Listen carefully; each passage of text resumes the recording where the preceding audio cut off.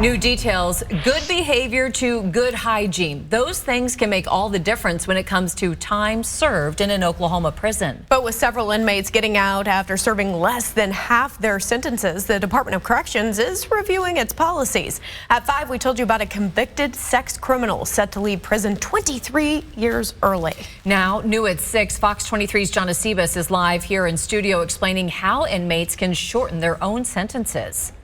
Well, for years, ODOC tells me they've tried to find the best way to handle prison population. And after years of giving more credits than they should have for some inmates, they're rethinking best policy for public safety and also the inmate.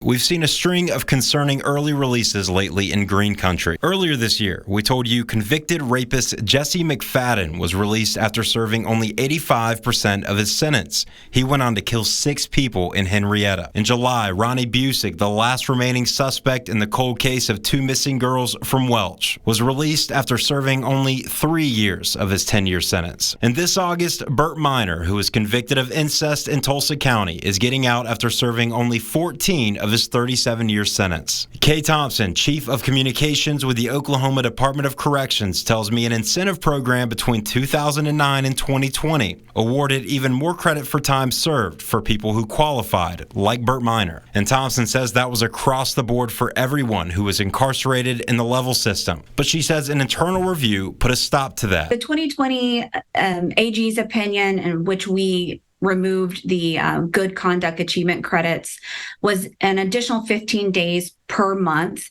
that the inmates were getting. The AG had determined that we were basically, and we also looked into it ourselves, but they just confirmed what we felt was that we were giving more good conduct credits.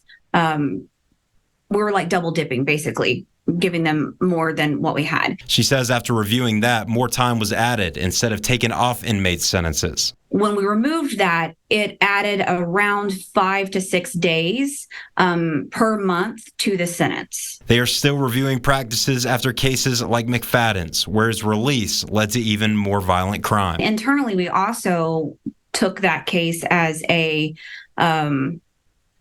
spur to reevaluate what we were doing internally, changing some of our misconducts classes and the way that we administer levels or misconducts and the discipline that comes along with that. So we're reevaluating everything internally. We're not quite finished with that process, but a lot of it has to do with sentencing as well. Thompson says ODOC is still working to finalize the best plan they can while still giving people who are incarcerated hope at getting out. In studio, I'm John Acebus, Fox 23 News.